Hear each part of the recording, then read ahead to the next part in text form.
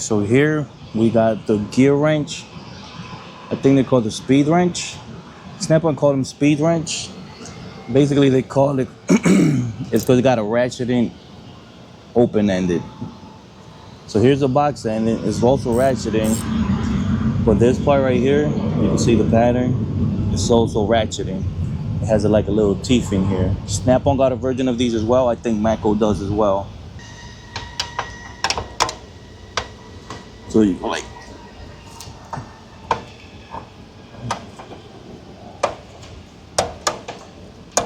not bad. I know this is not a tight situation, but this is just an example. I know I could just use a regular ratcheting end. So you see, so you can put it on and it'll let you, while it's on, it'll let you go back the other way